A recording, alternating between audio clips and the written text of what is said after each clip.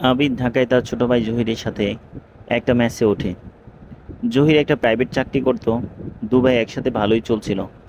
এখানকার অফিস, থাকা, খাওয়া আবিদের বেশ গুছিয়ে নিয়েছিল। ব্যাংকে চাকরি করার জন্য বিভিন্ন বীমা কোম্পানির সাথে তাদের যোগাযোগ করতে হতো। রোকায়া আক্তার নামে এক মেয়ে জীবন বীমা কর্পোরেশন থেকে মাঝে মাঝে আসতো অফিসের ডিজিএম এর সাথে বীমা করাতে। সেই সূত্রে আবিদের সাথেও তার পরিচয় হয়। কাজের সুবাদে টুকটাক কথাও হতো দুজনার। ব্যস্ততার মাঝে মাঝে মাঝে রোকেয়ার সাজে আগমন, তার সাথে গল্প স্বল্প আবিদের ভালোই লাগতো। আর গল্প করা, কাছে বাসায় বীমা অফিসের কাজ করা মানুষ একটু বেশি পারদর্শী। আর মানুষটাকে যদি মেয়ে হয় তাহলে তো কোনো কথাই নেই। তবে এই ভালো লাগায় আবিদের মনে অন্য কিছু ছিল না। কিন্তু রোকেয়ার। আবিদ ঢাকায় জয়েন করার কয়েক মাস পর জহির কিশোরগঞ্জে বদলি হয়ে যায়। দুই ভাইয়ের সাথে মানিয়ে থাকা জীবন ছেদ পড়ে। জহির চলে যাবার পর একা একটু কষ্ট হলেও খুব একটা অসুবিধে আবিদের হচ্ছিল না। ওদিকে রোকেয়ার সাথে তার পরিচয় কয়েক মাস হয়ে গেছে। তাই আবিদের ব্যক্তি জীবনের অনেক কিছুই সে জানতো।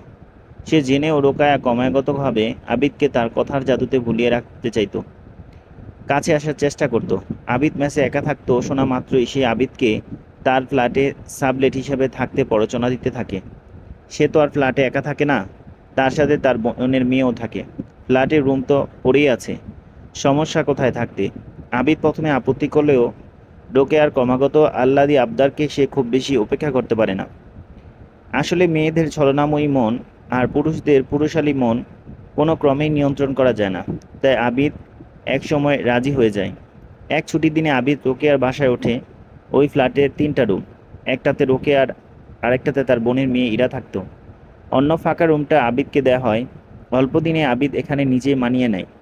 সারাদিন অফিস শেষে মেসের তুলনায় এই বাসাটায় ঢুকে অত্যন্ত একটা শান্তির নীড় বলে মনে হয় তার। সময়ে অসময়ে তিনজনে আড্ডা হতো, মাঝে মাঝে অনেক রাত অবধিও গড়িয়ে যেত। তেমন আড্ডায় সবসময় ইরা থাকতো এমন নয়। রোকেয়া নিয়মিত আবিদকে রান্না করে খাওয়াতো, সাথে তার ছলাকলা তো ছিলই। দুজন প্রাপ্তবয়স্ক বিপরীত লিঙ্গের মানুষ যখন একই ছাদের তলায় থাকে তখন তা স্বাভাবিকভাবেই আর খুব বেশি দিন স্বাভাবিক পর্যায়ে থাকে না। আবি- আবিদ আর রোকেয়ার ব্যাপারটাও তাই হলো। রোকেয়া ক্রমাগত আহ্লাদী আর উস্কানিমূলক আচরণ আবিদকে একসময় তার প্রতি ঝুঁকে যেতে বাধ্য করে।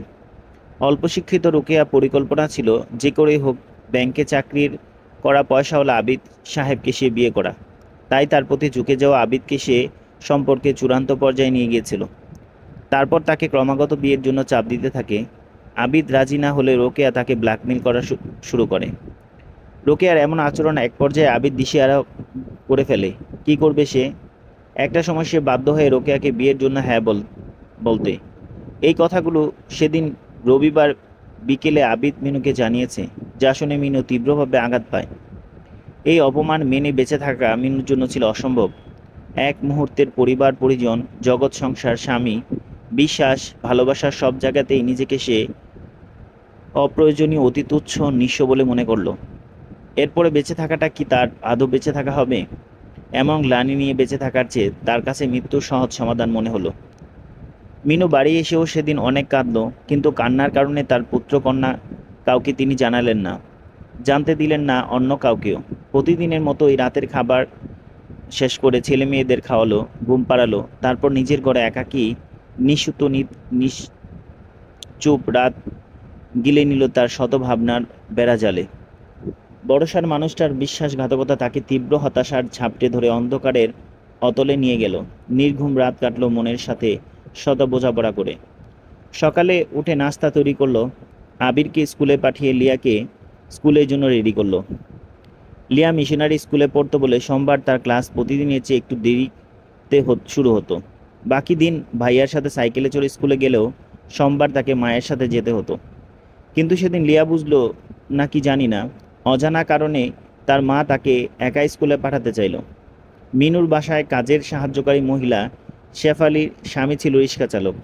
মিনু লিয়াকে তার রিক্সায় চড়ে যেতে বলল, কিন্তু লিয়া কোনোভাবেই যেতে চাইল না। একা কি করে যাবে সে? সে তো কখনো এভাবে একা যায়নি। লিয়া কাঁদছিল মিউনি নিজেও। লিয়ার কাছে এই মুহূর্তে চিরচেনা মাকে দুর্বোধ্য লাগছিল। মা কেন আজ এমন করছে? কেন সে লিয়ার ভয় দেখাতে পারছে না। এক পর্যায়ে জোর করে লিয়াকে একা পাঠিয়ে দিল মিনু। চোখ ভর্তি পানি আর বুকে ভয় নিয়ে লিয়া স্কুলে চলে গেল। ছোট্ট লিয়া তখনও জানতো না যে সে তার মাকে শেষবারের মতো দেখছে। হ্যাঁ, মিনু তার জীবনের শেষ সিদ্ধান্তটা নিয়েই ফেলেছে। লিয়া চলে যেতেই মিনু তার গায়ের যত গহনা খুলে ড্রয়ারে রেখে চাবিটা ঝুড়িতে রেখে শেফালিকে ডেকে বলল, দুপুরের খাবার রেডি করা আছে। লিয়া আবির এলে যেন তাদের খাইয়ে দেয়, আর চাবিটা ঝুড়িতে রাখা আছে সেটা যেন আবিরকে জানিয়ে রাখে। শেফালি অবাক হয়ে জিজ্ঞাসা করলো, আপনি কি কোথাও যাইতেছেন? হুম। কই যান? কাজ আছে একটু।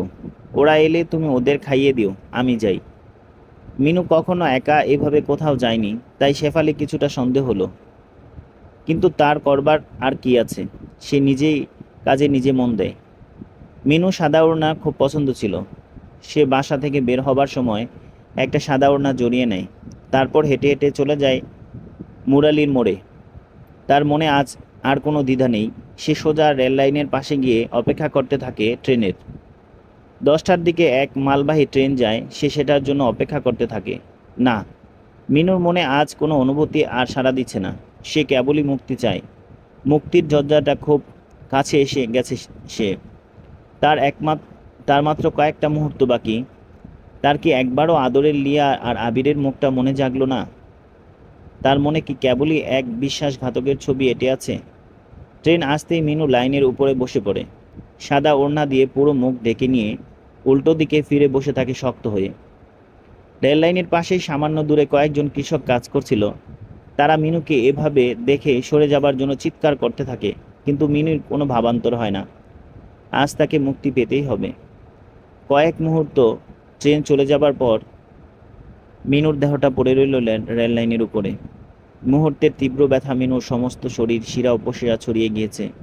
সাদা ওড়নাটা লাল হয়ে উঠল। জীবন মৃত্যুর সন্ধিক্ষণে মিনু হয়তো কখনো ভাবছিল, তার শরীরের ব্যথাটা কি মনের ব্যথা থেকেও অনেক বেশি। আর কতগুলো মুহূর্ত পার হলে তার মুক্তির দ্বার খুলবে। মাঠে কাজ করা কৃষকরা ততক্ষণে ছুটে এসেছে। তারা মিনুর রক্তাক্ত দেহ দেখে শিউরে উঠল। হতবিহল্য হয়ে তাকিয়ে দেখে কৃষ্ণচূড়ার লাল চাদরে কেমন ঢাকা পড়ে আছে মেয়েটা। মিনুর রক্তাক্ত দেহটা তাদের কতটাই আতঙ্কিত করে ফেলেছে যে তারা হসপিটালে নেবার কথাটা অনুধাবন করতে পারল না। মিনু পড়ে রইল অনন্তকালের যাত্রার অপেক্ষায়। আবির স্কুল ছুটির পর বাড়ি এসে দেখে মা বাসায় নেই।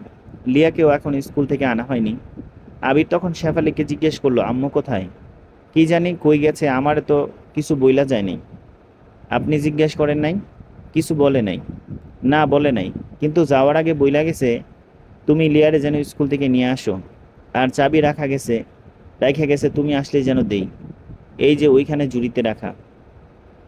আবির বুঝলো না মা হঠাৎ কোথায় গেল, তার চাবি দিয়ে গেল কেন। লিয়াকেও আনতে যায়নি। সে তখনই সাইকেল নিয়ে লিয়ার স্কুলে যায়। লিয়ার স্কুল 12টায় ছুটি হয়, কিন্তু প্রতিদিনের মতো তার মা আজ তাকে নিতে আসেনি। সে অপেক্ষা করে যাচ্ছিল।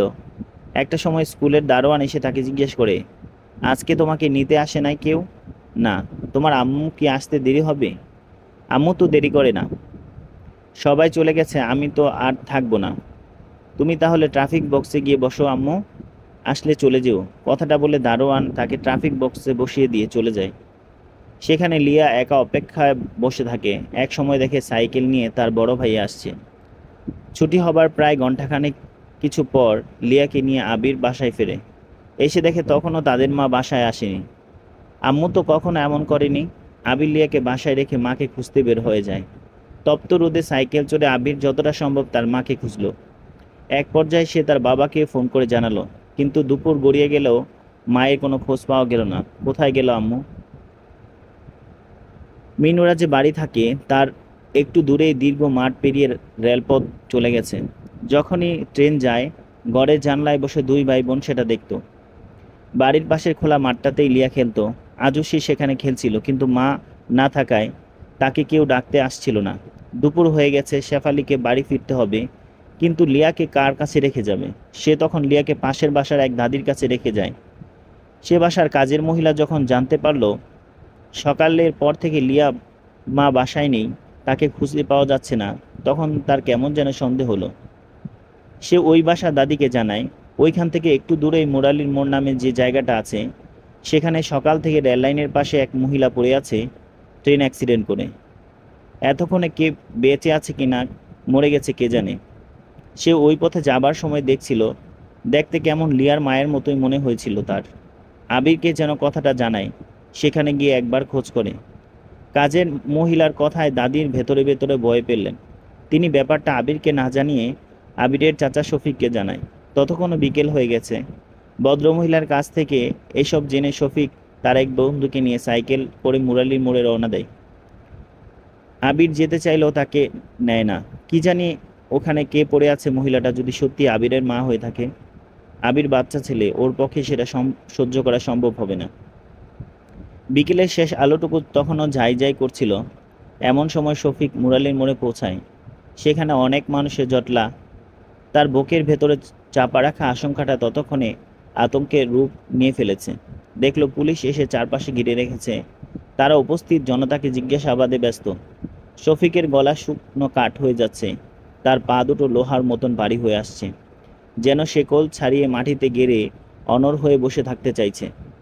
সামনে এগিয়ে যাবার দুঃসাহস তার নেই। শফিক চোখ বন্ধ করে ফেলল, যেন চোখ বন্ধ করলেই কিছু সাহস সঞ্চার করে নেওয়া যাবে। তারপর শুকনো ডোক গিলে ধীর পায়ে বিট ঠেলে এগিয়ে গেল জটলার ভেতর। যা সে দেখবার না, বা এতক্ষণে তার মনে প্রাণে প্রার্থনা করছিল, ভিড়ের ভেতর ঢুকে গিয়ে তাই তাকে দেখতে হলো। রেল লাইনের উপর তার ভাবি মিনুর লাশ পড়ে আছে। ট্রেনের বাড়ি খেয়ে একটা চোখ প্রায় খুলে এসেছে। সমস্ত মুখ রক্তে মাখামাখি হয়ে ফুলে আছে। কি বীভৎস দৃশ্য! শফিক নিজেকে ধরে রাখতে পারল না। সেখানে বসে হাউমাউ করে কেঁদে ফেলল। এমন ভয়ঙ্কর এক বিকেলের সাক্ষী তাকে হতে হবে, সেটা সে কল্পনাও ছিল না। এই নিষ্ঠুর পৃথিবী কি সেদিন সেই বিকেলে জেনেছিল একটা মানুষ কতটা অসহায় হয়ে গেলে এভাবে মুক্তি খোঁজে, নিজের অস্তিত্ব ভুলে যায়, মাতৃত্ব ভুলে যায়, সন্তানের মুখ পর্যন্ত শক্তি হতে পারে না, বেঁচে থাকার জন্য অবলম্বন হতে পারে না। সন্ধ্যা পার হয়ে গেছে। বাড়িতে আত্মীয় স্বজন আসতে শুরু করেছে একে একে। কখন কার মুখ থেকে লিয়া কি শুনে ফেলবে, তখন তাকেই সামলানো দায় হবে। তাই আবির লিয়াকে খাইয়ে দিয়ে তাড়াতাড়ি ঘুম পাড়িয়ে দেয়। আজ বাড়ি ভর্তি সব কাছের মানুষ, অথচ সবার মুখে বিষাদ আর দুশ্চিন্তার ছাপ। মিনুর এমন অস্বাভাবিক মৃত্যু কাঁপিয়ে দিয়েছে সকলকে। শুধু টলাতে পারেনি তার জন্মদাত্রী মাকে। শেষবারের মতো একটা বার তার মেয়েকে দেখার ইচ্ছাও হয়নি সরলার। পরদিন মঙ্গলবার দুপুর 2টায় আবির ঢাকা থেকে আসে। সে যখন রিক্সা থেকে নামছিল, লিয়া তখন দোতলার বারান্দায় দাঁড়িয়ে তাকে দেখছিল। লিয়া এখন পর্যন্ত তার মায়ের পরিণতি জানে না। জানে না বাড়ি ভর্তি এমন মানুষ কেন, কেন সবার চেহারায় এত উদ্বেগের ছাপ। সে যখন দেখল তার বাবা হাউমাউ করে কাঁদতে কাঁদতে আসছে, তখন সে বুঝে যায় তার মায়ের কিছু একটা হয়েছে। বাবা এসে তাকে জড়িয়ে ধরে অজোরে কাঁদতে লাগলো। আর তখনই সে দেখলো একটা গাড়ি এসে বাড়ির সদরে থামলো। গাড়ি থেকে নামানো হলো সাদা কাফনে মুড়িয়ে রাখা তার মায়ের লাশ। জুলাইয়ের সেই তপ্ত দুপুরে লিয়ার জগৎটা থমকে গিয়েছিল এক মুহূর্তে। থমকে গেল তার জীবনের অনেক কিছুই।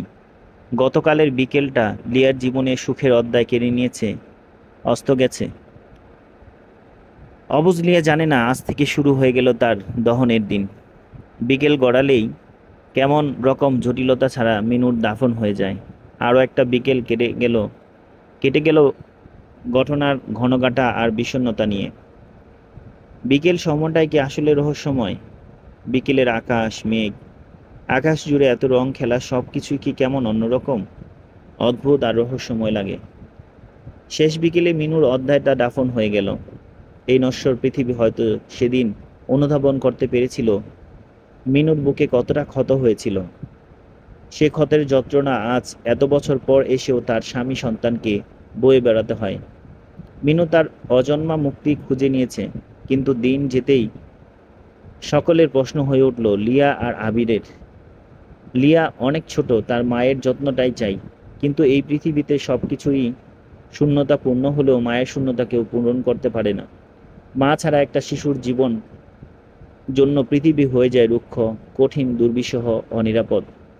খুব অল্প বয়সে জীবনের অনেক কুৎসিত দিক দেখে ফেলে এরা। বয়স বেড়ে যায় সময়ের চেয়ে বহুগুণে বেশি। আবিদ ঢাকা একা থাকতো, সেখানে হুট করে ছেলে মেয়ে দুটোকে নিয়ে যাওয়া সম্ভব না। ওদের থাকা নিয়ে তখনই চিন্তিত। আবির একটু বড় হয়ে তার থাকা নিয়ে খুব একটা সমস্যা না হলেও লিয়া কি হবে। অনেক জল্পনা কল্পনা আলোচনার পরিপ্রেক্ষিতে সিদ্ধান্ত হলো আবির এখানেই তার চাচা আর দাদার সাথে থাকবে। আর লিয়া মায়ের স্নেহ দরকার, তাই সিদ্ধান্ত হলো ঝিনাইদহে তার ফুপুর কাছে থাকবে। ফুপুর কোনো মেয়ে সন্তান না থাকায় তিনি লিয়াকে নিজের মেয়ের মতোই আদর স্নেহ ভালোবাসা দিতেন। তাই লিয়াকে অন্য কারোর সাথে দেয়া হলো না।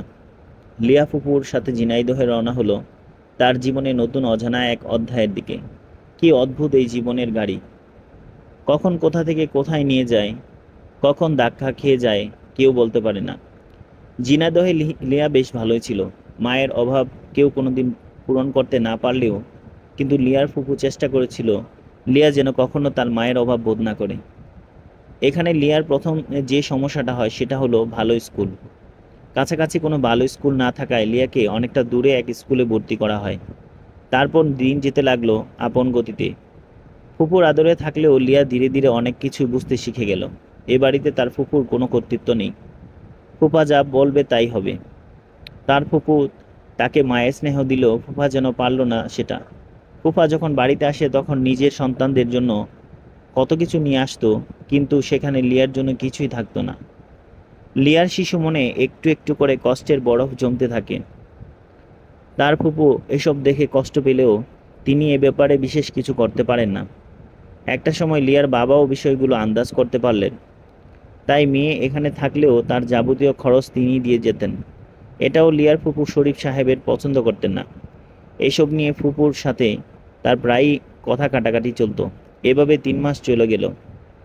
ধীরে ধীরে আবিদ বুঝতে পারছেন লিয়ার ফুপুর বাড়িতে থাকাটা ঠিক হচ্ছে না।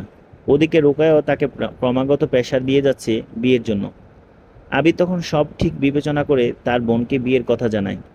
আবিদের দ্বিতীয় বিয়ের ব্যাপারে কারোর কোনো দ্বিমত হলো না, বরং এটা যেন দরকারই ছিল বলে মনে করলো সবাই। আবিদ তখন জানায় তার দেখা একটা মেয়ে আছে যাকে সে বিয়ে করতে আগ্রহী। সবাই চাইলে আবিদ তাকে একদিন এখানে নিয়ে আসবে। আবিদের কথায় সবাই আর বুঝতে বাকি থাকে না মেয়ে আসলে ঠিক করাই হয়ে গেছে, এখন শুধু বিয়েটা করে নেয়া। তাই তার প্রস্তাবে কিছু বলার প্রয়োজন করল না কেউ। এর 1 সপ্তাহ পরেই আবিদ রোকেয়াকে নিয়ে ঝিনাইদহে তার বোনের বাসায় উপস্থিত হয়। রোকেয়া এবারে সবার জন্য উপহার নিয়ে এসেছে, বিশেষ করে লিয়ার জন্য। লিয়ার প্রতি তার ভালোবাসাটা যেন আলাদা করে মনোযোগ কাড়ল সবার। রোকেয়া সুযোগ পেলেই লিয়ার কাছে মা ডাক শুনতে চায়। লিয়া ছোট্ট হলেও তার মনে প্রশ্ন আনাগোনা করে, এই অপরিচিত মহিলাকে কেন সে মা ডাকতে হবে। রোকেয়া এখন থেকে 1 সপ্তাহের জন্য এসেছিল। পুরো সময়টাতে সে লিয়াকে দেবার চেষ্টা করেছে। রোকেয়া ঝিনাইদহ থেকে ঘুরে যাবার কিছুদিন পরে লিয়ার ফুপা শরীফ সাহেব তার কোনো একটা জরুরি কাজে ঢাকায় আসেন। ঢাকায় তেমন কোনো আত্মীয় না থাকায় তিনি আবিদের ফ্ল্যাটে ওঠেন। রোকেয়া তাকে যথেষ্ট আপ্যায়ন করেন। তাকে আপ্যায়নের অন্তরালে রোকেয়া এক দুরূহী ছিল। আবিদ বিয়ের জন্য দ্রুত সিদ্ধান্ত নিতে চাচ্ছিল না, তাই শরীফ সাহেব ঢাকায় আসার সুযোগ পেলেই সে রাতেই রোকেয়া তাকে প্রেশার দেয় আজই যেন আবিদের সাথে তার বিয়েটা না হলে কাবিনটা অন্ততপক্ষে করিয়ে নেয়। শরীফ সাহেব বিরক্ত হলো রোকেয়ার এমন আচরণে। কেন এইভাবে তাড়াহুড়া? তিনি এক প্রকার বাধ্য হয়ে কাজী ডেকে তাকে বিয়ের কবুল করিয়ে দেন সে রাতেই। কিন্তু পুরো ব্যাপারটা শরীফ সাহেব ইচ্ছার বিরুদ্ধে এবং অপছন্দের সাথে করেন। অক্টোবরে লিয়ার জন্মদিন। রোকেয়া ঝিনাইদহে গিয়ে খুব ঘটা করে লিয়ার জন্মদিন পালন করলেন। আপাত দৃষ্টিতে লিয়া এবং তার পরিবার সকলকেই বুঝতে পারল রোকেয়া লিয়ার মা হবার চেষ্টা করছে, সেটা মন থেকেই। কিন্তু যে চেষ্টাটা করে যাচ্ছেন তা অবশ্য প্রশংসার দাবিদার। রোকেয়া হয়তো সত্যিই একদিন লিয়ার মা হয়ে উঠবেন। এরই মধ্যে শরীফ সাহেব তার অফিস সংক্রান্ত ঝামেলার কারণে পুরো পরিবার নিয়ে শহর ছেড়ে ঝিনাইদহে একেবারে গ্রামে গিয়ে উঠলেন। সেখানে ভালো কোনো স্কুল ছিল না। লিয়ার পড়াশোনা হবে কি করে? আবিদ সাহেব চিন্তায় পড়লেন। তিনি চাইলেন না লিয়া আর ওইখানে থাকুক। তিনি তাকে ঢাকায় তার কাছে নিয়ে যেতে চাইলেন। লিয়াকে ঢাকায় নিয়ে যেতে চাওয়া শরীফ সাহেবের পছন্দ করলো না। তিনি এটা নিয়ে আবিদের সাথে এক প্রকার ঝগড়াই করল। লিয়ার ফুপু এই ব্যাপারটা মেনে নিতে পারলেন না। লিয়াকে তিনি বরাবরই নিজের মেয়ের মতো দেখতেন। তার উপরে এতদিন লিয়া তার কাছেই ছিল। লিয়া এখন তার অভ্যাসে হয়ে গেছে। এই মেয়েকে ছেড়ে কি করে থাকবে সে? লিয়ার ফুপু নিজের সৎ মা ছিল।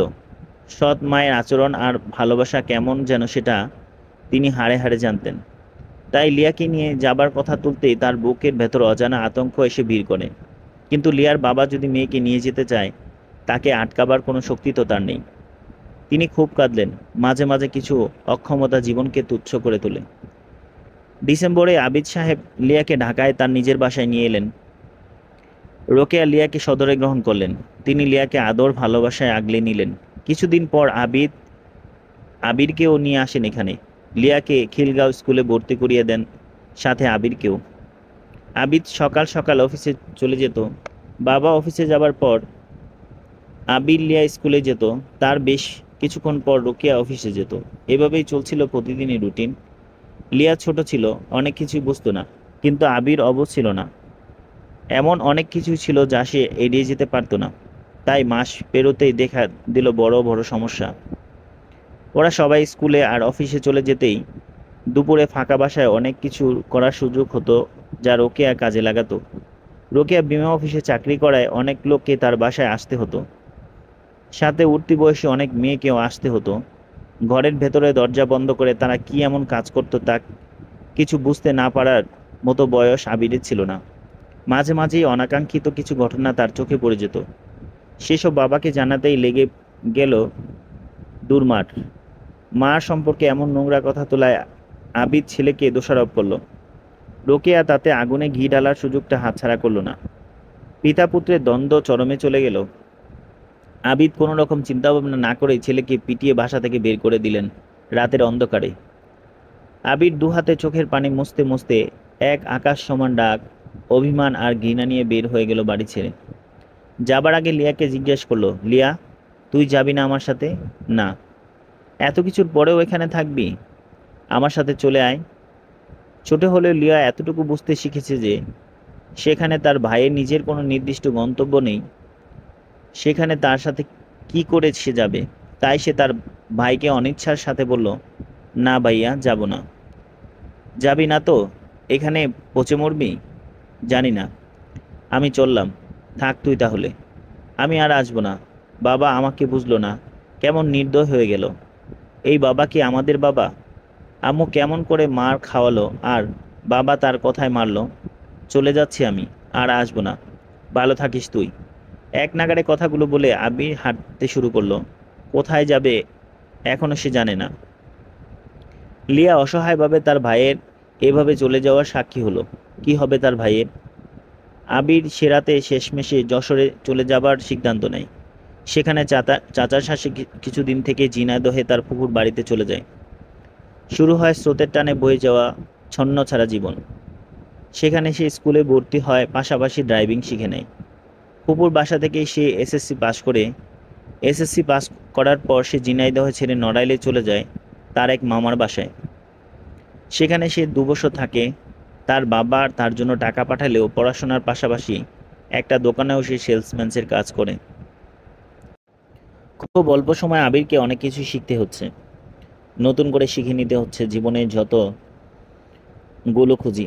তার নিজের পরিবারে থাকা সত্ত্বেও সে কোথায় থাকছে, কার বাসায় থাকছে, কার সাথে থাকছে। তার অসহায় ভাসমান জীবন মনের অজান্তে একটা ঠাই আশ্রয় চাচ্ছিল।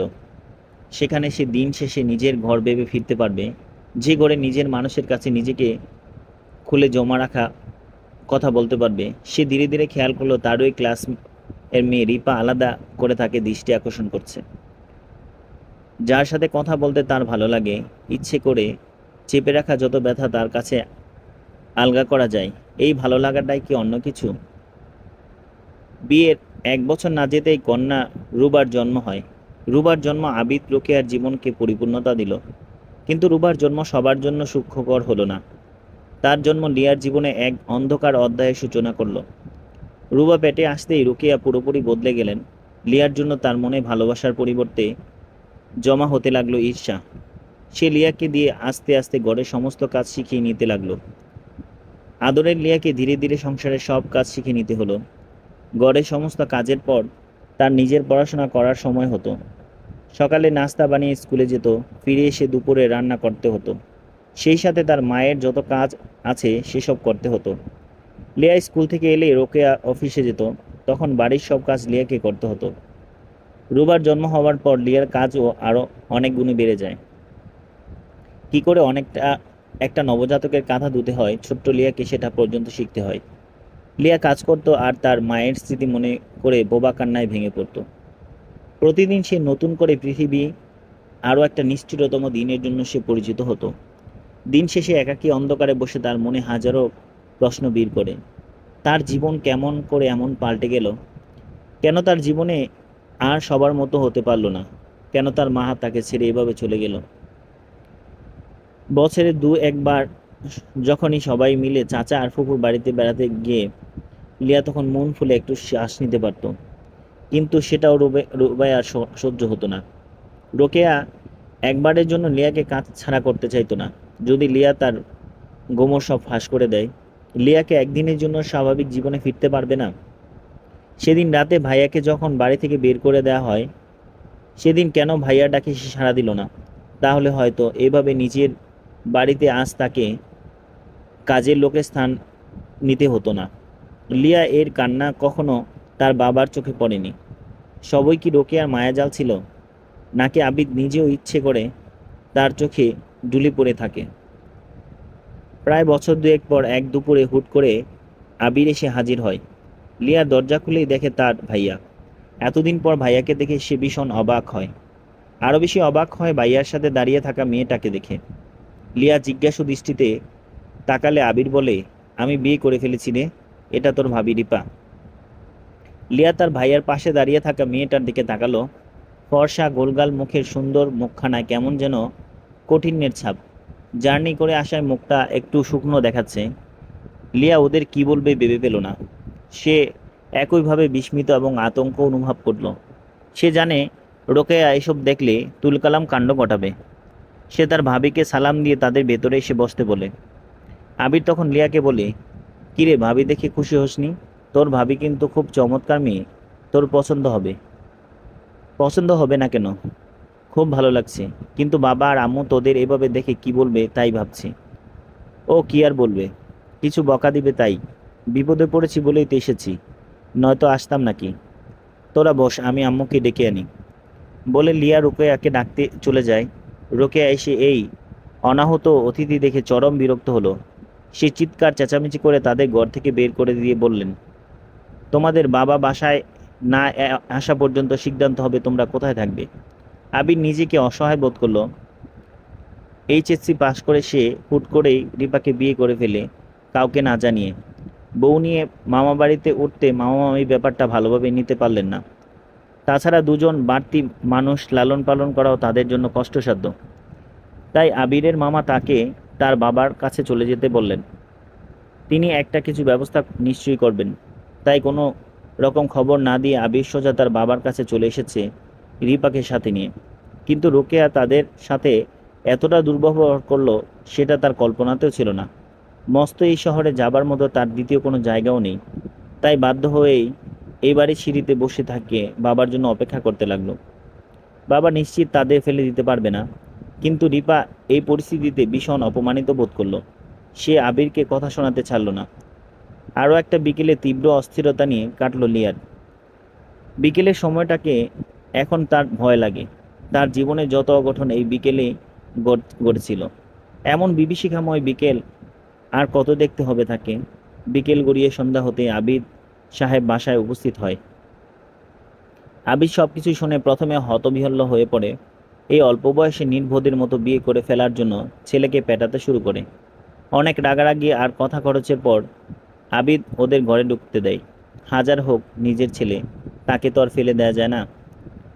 আবির তার বউ নিয়ে বাবার বাসায় উঠে তো পড়লো, কিন্তু আদৌ কি এখানে তারা স্থায়ী হতে পারবে? লিয়া রোকেয়াকে এতদিন হাড়ে হাড়ে চিনে ফেলেছে, তাই তার ভেতরে ভাইকে নিয়ে নতুন করে আতঙ্ক শুরু হলো। তার বয়স মনে হয় আরও এক ধাপ বেড়ে গেল। সে চেষ্টা করতো সব দিকে সামাল দিতে। আবির কোনো কাজ করে না। রিপা প্রচণ্ড অলস এবং অহংকারী। রিপা সংসারে কোনো কাজ তো করলই না, বরং গোসল করে নিজের কাপড়টা অবধি আবির লিয়ার জন্য রেখে আসতো।